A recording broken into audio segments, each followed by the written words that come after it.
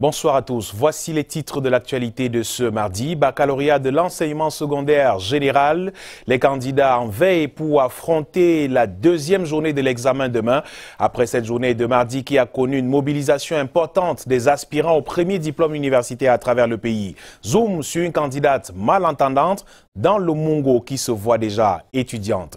On en parle dans ce journal. Des présumés malfrats aux arrêts à Yaoundé. Les éléments de la gendarmerie d'Oza ont mis la main sur un gang de 6 personnes spécialisées dans le cambriolage. Le récit des faits à suivre dans ce journal. Et puis, le plus de l'info de ce soir. Quand commerçants et responsables du marché Madagascar à Douala s'étripent autour de la fourniture de l'énergie électrique. Les premiers dénoncent ce qu'ils appellent une arnaque organisée par les seconds pour leur estorquer de l'argent. Le 19h50 a mené l'enquête. C'est l'objet du plus de l'info de ce mardi. Voilà pour le sommaire.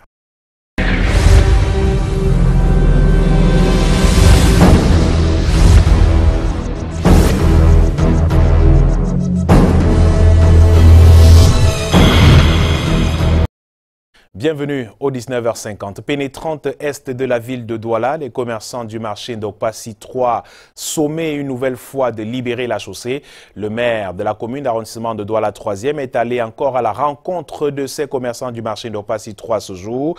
Les petits commerçants et autres vendeurs à la sauvette, acteurs du désordre urbain et de l'incivisme, se plaignent de la cherté des comptoirs dans le nouveau bâtiment du marché.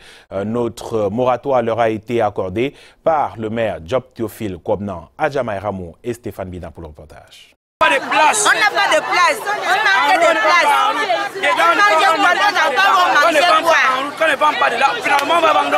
Nous sommes à l'axe, nous ne parvenons pas à nourrir nos enfants. Voilà le vide derrière. On nous chasse derrière, on ne met rien derrière. On nous chasse, on nous envoie au carrefour. Nous ne pouvons rien. Nous avons les enfants abandonnés à nous-mêmes. Hein? Les veuves, les laisser pour compte. Je ne sais pas comment tu peux nous édifier. Le même coup de gueule des vendeurs du marché Ndokpassi 3 qui refusent d'occuper le nouveau bâtiment du marché.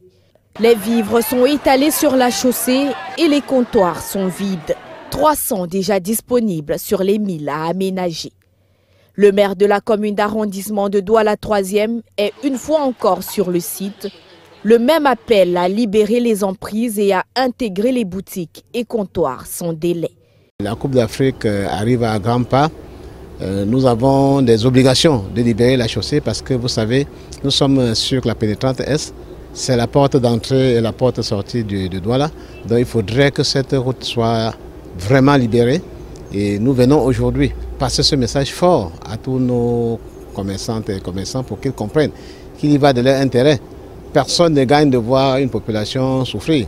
Nous venons donc leur demander de regagner l'intérieur des marchés et les stands qui sont réservés pour eux pour permettre à ce que la fluidité de la route se fasse sans problème.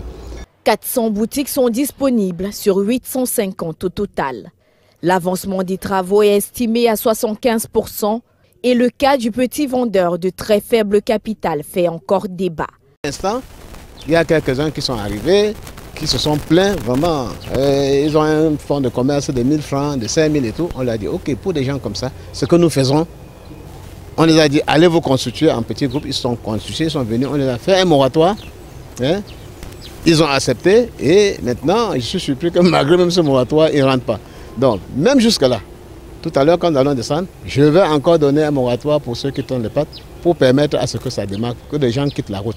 Parce que pour moi, ça me ferait mal de voir qu'on est venu détruire déjà le petit capital. Des gens qui disent qu'ils n'en ont pas, ce n'est pas assez. Et si on vient encore casser, vous voyez que nous les envoyons tout droit vers la mort. Donc, ce n'est pas ce que nous souhaitons. Nous voulons que tout le monde vive et que tout le monde vive avec le petit moyen qu'il a, mais en respectant les lois de la République. Face aux commerçants du marché Ndokpassi, le maire a rappelé l'existence de la commission très active dans le marché. La pénétrante est de la ville de Douala doit être libérée sans délai. La chute d'un mur endommage des véhicules au quartier Akwa dans la ville de Douala cet après-midi. Il s'agit d'une clôture qui a cédé sous le poids de la terre amassée à l'intérieur du chantier. Heureusement, pas de blessés enregistrés. Julio Trésor-Tanon et Thierry Nana reviennent en 1 minute sur cet incident enregistré cet après-midi.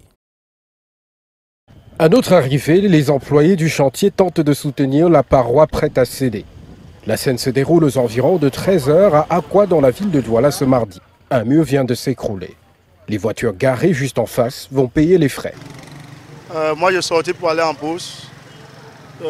Dès que je voulais entrer dans ma voiture, je n'étais pas encore entré, j'ai vu le mur tomber. Bon, ma voiture était garée là au parking. C'est la pression du mur qui a déplacé la voiture. Bon, hormis ma voiture, il y a aussi les voitures des clients qu'on a pris, que l'autoservice a pris pour la réparation. On avait fini les réparations, on a mis là. Tout ça a dédommagé. Il y a la voiture de Perinco, et il y a la Golf d'autoservice. Il y a ma voiture. Les propriétaires des voitures endommagées vont appeler les huissiers pour le constat. Aucun blessé, fort heureusement, car personne ne passait par là au moment de l'effondrement. Vu les morceaux de béton armés au sol, l'on a frôlé le pire. La cause de l'effondrement du mur se trouve au niveau de la terre, stockée à l'intérieur de la maison en construction. Une forte quantité qui a exorcé la force de son poids sur le mur qui a finalement cédé. Un mur qui normalement ne figure pas sur le plan de construction de l'immeuble et devait être démoli à la fin des travaux. En éducation à présent, examen du baccalauréat de l'enseignement secondaire général. Les candidats ont affronté ce mardi les premières épreuves. Pour assurer le bon déroulement de l'examen, un dispositif strict de sécurité a été mis sur pied afin d'éloigner des candidats toute initiative de fraude ou de tricherie. Robert Chalitok et Thierry Nana ont fait le tour de quelques centres d'examen de la ville de Douala. Suivons ce reportage. Le cordon de sécurité est bien en place. La fouille consiste à dépouiller les candidats de potentiels documents ou objets susceptibles de pousser à la tentation. Les forces de maintien de l'ordre veillent au grain. Ces jours de baccalauréat de l'enseignement général sur l'ensemble du territoire national. Devant les salles d'examen, un autre dispositif s'impose. Ici, l'identité des candidats est passée au peigne fin. Pour les retardataires, un dispositif particulier est placé pour des besoins d'orientation. Au lycée bilingue de Bipanda comme au lycée de Akwa Nord, tout se passe sous de meilleurs auspices. Tout se passe bien jusque-là. Nous avons accueilli nos candidats depuis 6h30 et ils étaient très ponctuels, très matinales. Et je crois que quand on a fait le tour là pour regarder avec le chargé de mission et le chef de secrétariat, presque tous les candidats sont là. Alors les consignes données à ceux des encadreurs, notamment les surveillants de salle et les surveillants de secteur qui ont pris part à la réunion préparatoire hier, ont été les mêmes que dans les années antérieures, à savoir sérénité, calme, responsabilité. Après la lecture de la police d'examen et la vérification de conformité des épreuves, le français ouvre les hostilités. Le dispositif sécuritaire placé autour de ces examens vise à donner aux candidats un maximum de confort dans le travail. Lorsqu'on les contrôle, c'est pour éviter justement qu'on les prenne en train de tricher, éventuellement. Parce que vous savez qu'il y a quand même plusieurs techniques aujourd'hui. Les enfants ne le font pas parce qu'ils le veulent, mais parce qu'ils veulent faire comme les autres. Donc il vaut mieux prévenir à l'extérieur, au lieu donc d'aller créer une autre situation qui pourrait impacter sur les autres candidats. Donc on dit souvent prévenir vaut mieux que guérir. Il ne faut pas les pousser à la faute, il faut plutôt prévenir. Donc cette situation ne pourrait stresser l'enfant, premièrement. Deuxièmement, quand on leur demande de vérifier si les emballages scellés le sont en l'état, eh bien parce qu'il faudrait aussi, parce qu'ils ont souvent appris que bon, est-ce qu'il y a des irrégularités au niveau de l'organisation, eh bien qu'ils constatent que les épreuves qu'ils vont travailler sont les épreuves bel et bien scellées. Et vous l'avez vérifié vous-même, la presse. Et au-delà, lorsqu'ils vont en salle de classe, on leur lit les consignes. Peut-être qu'elles n'ont pas été suffisamment bien assimilées à l'extérieur. Il faudrait donc qu'on le rappelle avant justement le début de l'épreuve. Pendant 5 jours, les candidats au baccalauréat devront mettre en exergue leurs connaissances. L'examen du baccalauréat vient ainsi sanctionner l'accès à l'université et aux grandes écoles pour ces candidats. Ils sont plus de 3523 candidats au baccalauréat dans la région de l'Adamawa. La ville de Gaoundéré accueille à elle seule un peu plus de 2000 qui ont pris le chemin des différents centres d'examen ce matin. On dénombre toutefois une vingtaine d'absences pour cette première journée suivie par notre correspondant sur place en Gaoundéré, Eringele.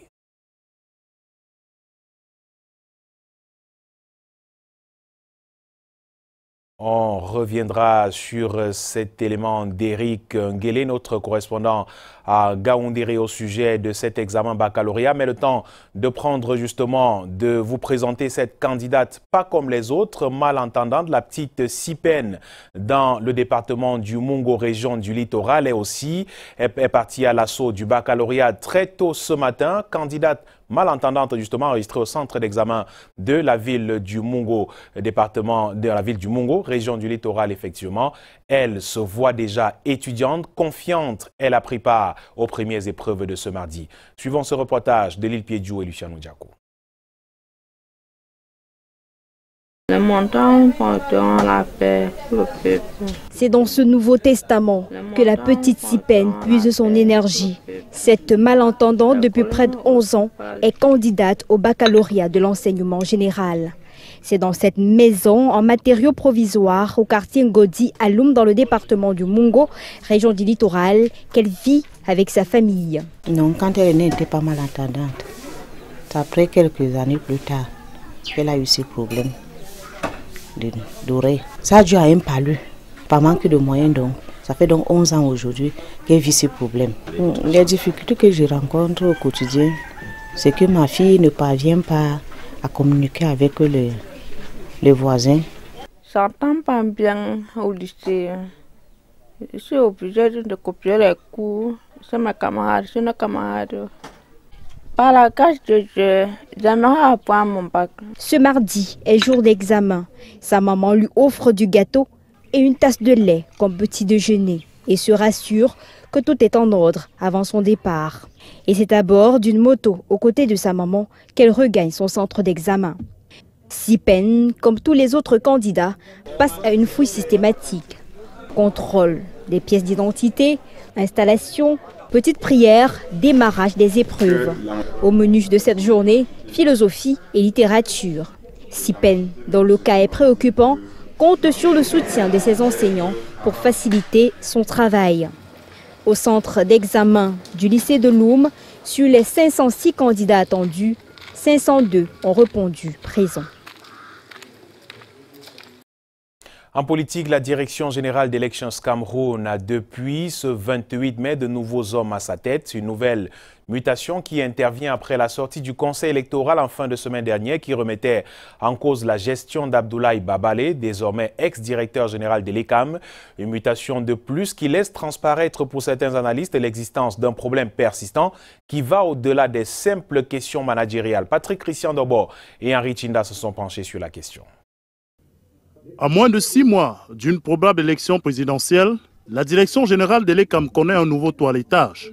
En quelques 12 ans d'existence, l'organe électoral et référendaire marque en son compteur 2 présidents du Conseil électoral et 3 directeurs généraux des élections. Des changements presque toujours consécutifs à des relations conflictuelles entre ces principaux organes de fonctionnement. On a comme l'impression que le texte organique, je ne veux pas dire que ça a été fait à dessein, mais manque de clarté ou comporte des éléments conflictogènes. Par exemple, quand on lit, on ne voit pas très bien du Conseil électoral, qui est un organe délibérant, et de la Direction générale, qui est un organe exécutif, lequel a la préemption sur l'autre. Ça veut dire qu'il y a des clarifications à faire. Si dans le passé, les relations tumultueuses entre la Direction générale et le Conseil électoral ont souvent précédé les changements survenus, le limogeage d'Abdoulaye Babalé arrive dans un contexte de plainte ouverte du personnel et d'inquiétude de l'opinion sur la capacité de l'ECAM à assurer ses missions. Si je m'en tiens à la pénurie ou au déficit de kits pour inscrire les gens, je veux dire qu'ils ont des problèmes d'équipement. Si je m'en tiens au mouvement qu'on a observé il y a quelques mois du personnel mécontent qui réclamait les arriérés de salaire, j'en conclus qu'ils ont des problèmes de ressources financières.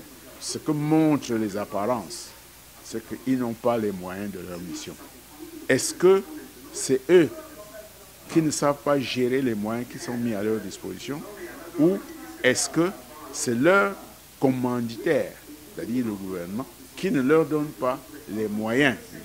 Parce que si c'est le gouvernement qui ne donne pas les moyens de leur mission, ça signifie que le gouvernement camerounais n'est pas prêt à favoriser le développement du processus démocratique.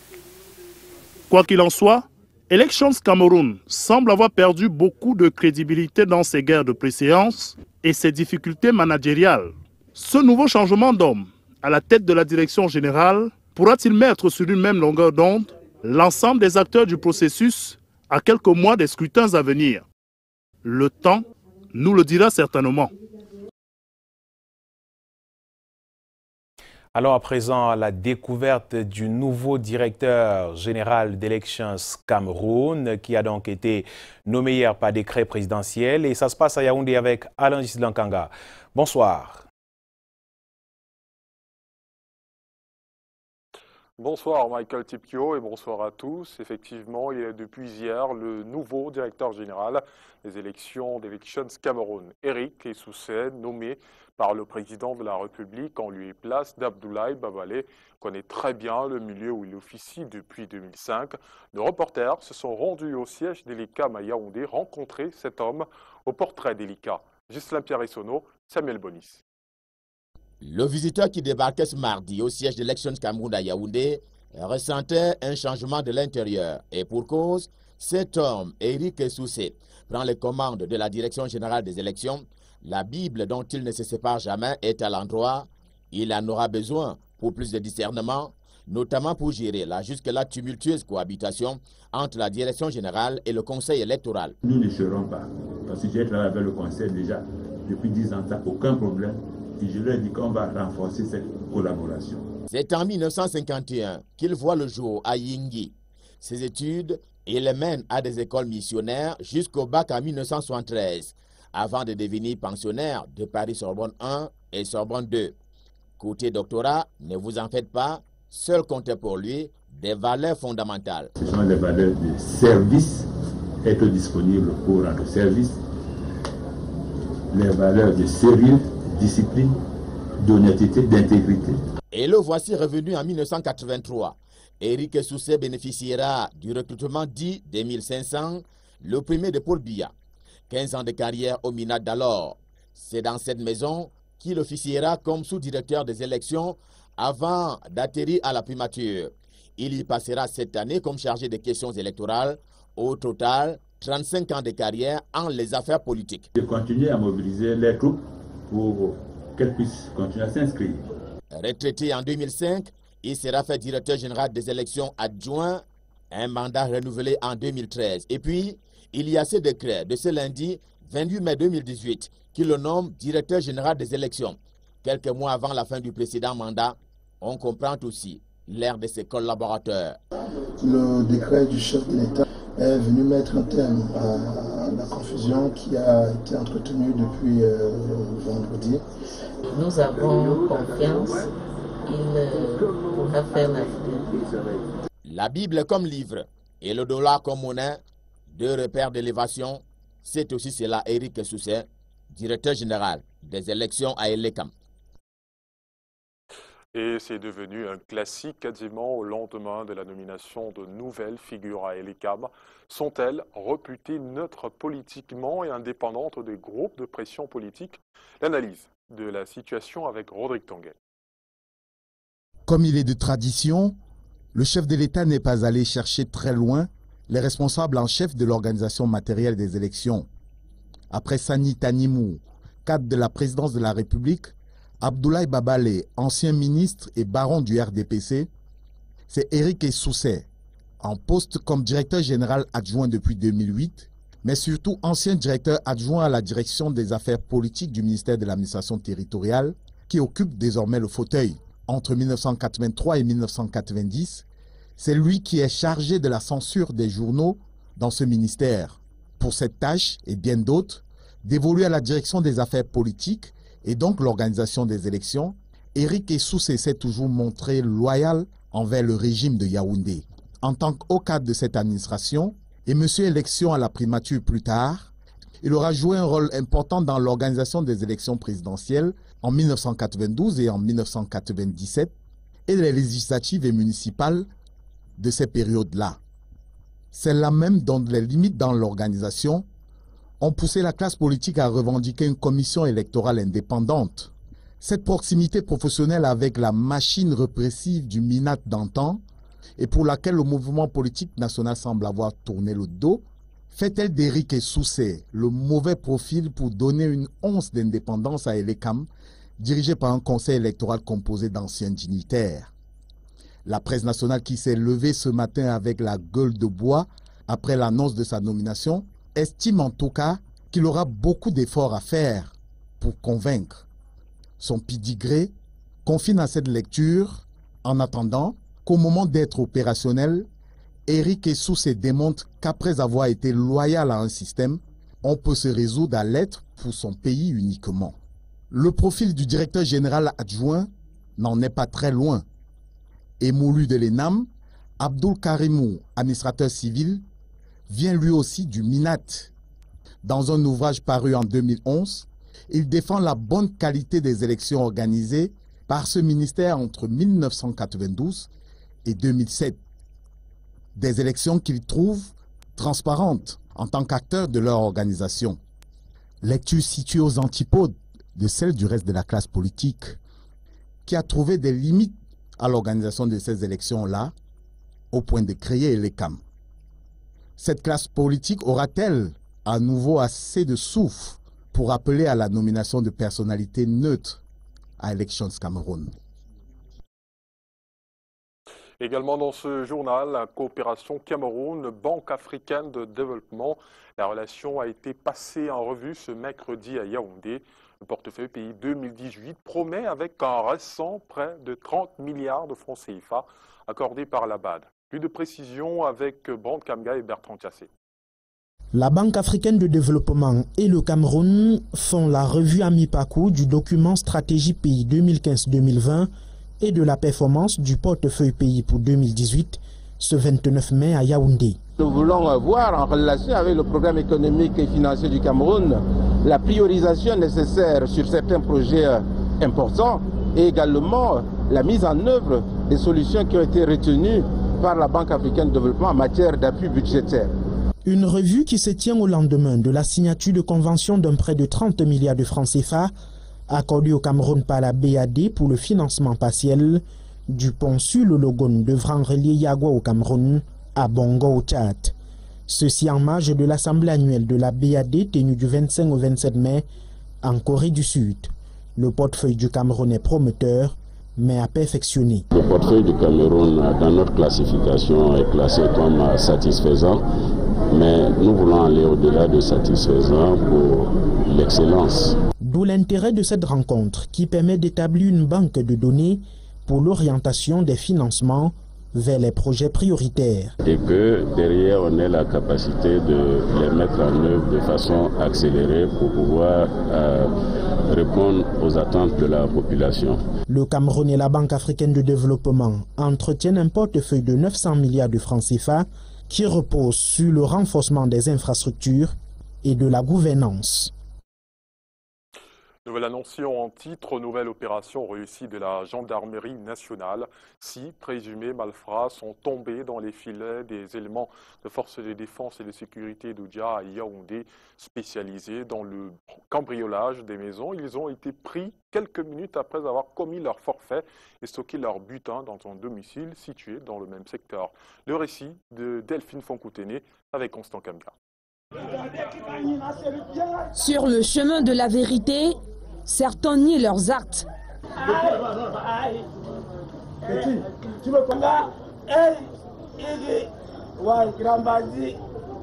Ces présumés bandits viennent de tomber dans les filets des éléments de la gendarmerie d'Oudia à Yaoundé. Le 17 mai, nous avons reçu information que ce gang de bandits qui venait de filmer avait stocké un butin important dans un domicile du côté du dépôt Guinness. Nous avons rapidement déployé une équipe sur le lieu qui est tombée sur eux. Nous avons interpellé 3 personnes ce jour-là. Malheureusement, le chef de dame, M. Merlin, que vous avez filmé tout à l'heure, avait réussi à s'échapper. Mais au cours de recherches et d'autres opérations, 48 heures après, nous l'avons interpellé. Appareils d'animation, ustensiles de cuisine, casiers de bière, produits de beauté et tentes font partie du butin de ce gang spécialisé dans le cambriolage des maisons entre 2h et 4h du matin. Leur matériel de travail est constitué d'arrache-clous, haches, marteaux, tenailles et pinces Monseigneur. Les pinces Monseigneur que vous avez vues là, aucun cadenas ne peut résister. Aucun. Et maintenant, s'ils trouvent la présence d'un chien dans la concession, ils procèdent très facilement avec par empoisonnement. Vous allez voir qu'ils vont utiliser un produit phytosanitaire qu'on appelle Furadan, qu'ils mélangent à la sardine, et à peine le chien a consommé, il a maximum 3-5 minutes pour mourir. Alors le terrain est libre pour opérer tranquillement. Ces 2 taxis leur permettent de transporter avec tact le butin. Le taximan profite du bruit, du ronflement des camions, des gros porteurs qui sont de passage, pour s'infiltrer dans la concession avec son véhicule qui ronfle doucement et réussit à charger tout le butin et attend encore le passage d'un gros porteur pour sortir de la concession sans être remarqué. Les présumés malfrats qui séjournent actuellement dans les cellules de la brigade de gendarmerie d'Odja répondront de leurs actes devant les juridictions compétentes. Clean-up lancé ce jour dans la cité capitale. Elle a pour objectif d'assainir les rues et les marchés des emballages de plastique non biodégradables. Cette activité, menée par élèves et étudiants, rentre dans le cadre de la Journée mondiale de l'environnement qui se célèbre le 5 juin prochain. Karel Mezatachoya et Luc Vanda. Ils se sont fixés pour mission combattre la pollution plastique. Pour y parvenir, ces étudiants et élèves du secondaire et du primaire se sont rendus dans plusieurs marchés et quartiers de la capitale ce 29 mai pour d'une part ramasser les déchets plastiques qui traînent au sol et d'autre part sensibiliser les populations sur les dangers liés à l'utilisation des dits plastiques. C'est l'opération Clean-up qui bat son plein ici. Un peu plus d'1 heure de collecte et la quantité est plutôt inquiétante. Nous sommes là pour une caravane de sensibilisation afin que les uns et les autres puissent davantage comprendre pourquoi on interdit le plastique de moins de 61 microns. Parce qu'on n'interdit pas tous les plastiques. De moins de 61 microns qui sont à usage unique sont un danger permanent pour notre environnement et également pour notre santé. Une manière pour ces jeunes de prêcher par l'exemple. C'est justement ce que recherchent les responsables du ministère en charge de l'environnement. C'est une activité de longue haleine, mais ce qui est encourageant, les populations sont assez réceptives. Tout au long de notre itinéraire, les populations semblaient vraiment s'intéresser à ce que nous faisons. Les entreprises véreuses n'ont qu'à bien se tenir. Elles s'exposent à des sanctions. Si vous partez au niveau de plusieurs tribunaux, vous allez voir que nous sommes en procès avec plusieurs entreprises qui font dans la plasturgie. Donc maintenant, nous sanctionnons également. Cette opération s'inscrit dans le cadre des activités marquant la Semaine mondiale de l'environnement. On parle également dans ce journal des entreprises du JICAM suspendues et c'est avec vous, Michael Tipkio. Bonsoir. Bonsoir Alain, on reviendra sur ces entreprises suspendues par le groupement interpatronal du Cameroun, une cinquantaine dans notre prochaine édition du journal. Le plus de l'info à présent, que se passe-t-il au marché Madagascar dans l'arrondissement de Douala 3e avec la gestion de l'énergie électrique? Il y a justement de l'électricité dans l'air entre les commerçants et les responsables du marché qui disent vouloir mieux gérer les installations électriques dans cet espace marchand. Des compteurs mères sont ainsi soustraits au profit des compteurs divisionnaires, chose que les commerçants n'entendent pas et crient à l'ANAC. La tension reste donc très élevée dans ce marché de Douala. Le plus de l'info de ce soir, c'est avec Julio Trézotanon et Guy Fotso.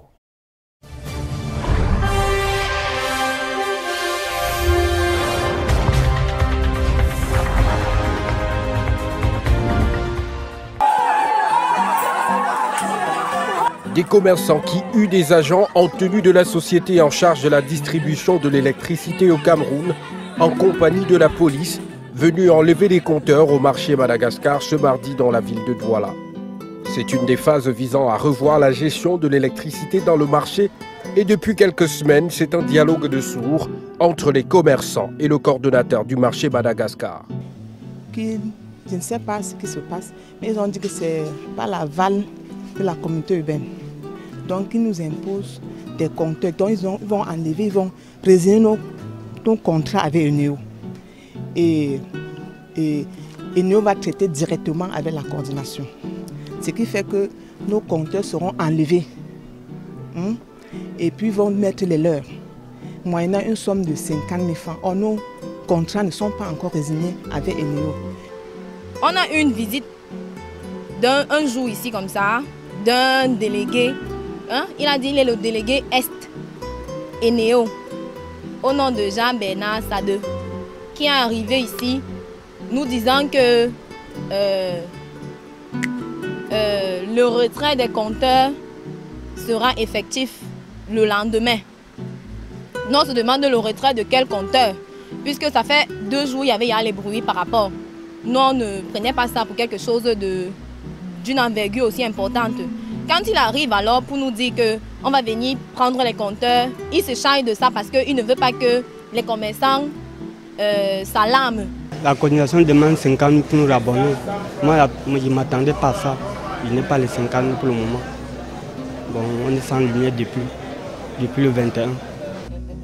Des factures sont brandies, car chacun estime être en règle et libre de traiter directement avec la société de distribution d'électricité, comme c'est le cas depuis. Ils nous arrachaient les compteurs de force.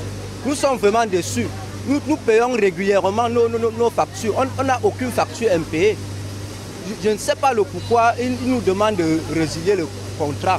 Nous ne voulons pas, franchement, nous ne voulons pas résilier les contrats. Je ne suis pas tout à fait d'accord parce que quand ils nous ont expliqué, ils ont dit que nous allons plutôt payer nos factures dans le marché. Pour les commerçants, la nouvelle démarche serait juste une arnaque, car les compteurs mères sont soustraits et remplacés par des compteurs divisionnaires. À combien est-ce qu'on va nous facturer le prix du kilowatt? Étant donné que c'est une entreprise qui se forme à la communauté urbaine, l'entreprise aura des employés. Il faudra payer ces employés-là. Et je ne pense pas que payer les employés-là va sortir de leur caisse. C'est forcément nous qui allons supporter tout ça. Forcément, c'est nous qui allons supporter tout ça. Et nous disons non à ça. Nous, on ne peut pas s'engager à faire ça. Vraiment, nous voulons que la coordination gère bien le marché. Nous sommes dans un marché et puis ça doit être une collaboration. Le coordonnateur du marché dit ne rien comprendre pour ce qui est de la résistance menée par certains. Et Léo m'a fait appel, il m'a dit ceci, ils sont fatigués de gérer le marché Madagascar.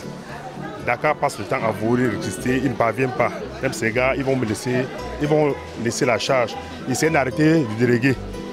Bon, toujours, ils ont eu à m'inviter par plusieurs fois. On a fait plusieurs réunions. Bon, je les ai dit que non. Pour qu'il y ait ce qui est au marché, il fallait qu'ils réalisent les contrats des commerçants. Bon, ils m'ont donné la réalisation ici. J'ai fait 2 ou 3 réunions.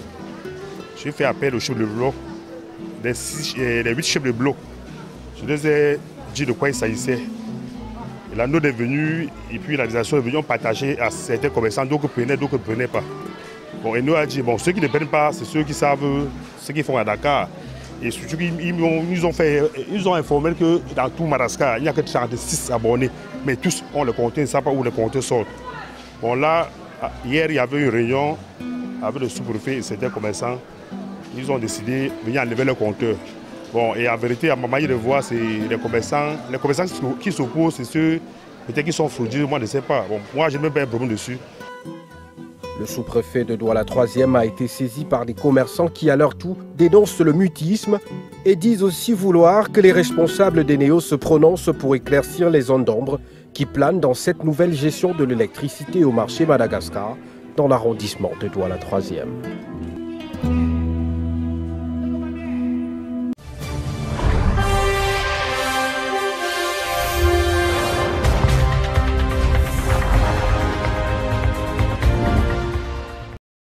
Voilà qui fait l'essentiel de l'actualité ce soir au Cameroun. Merci d'avoir suivi. À suivre à 21h30 sur ces antennes, la grande interview. Jean-Bruno Tagne reçoit Edith Kabanwala, présidente du CPP Cameroun People's Party.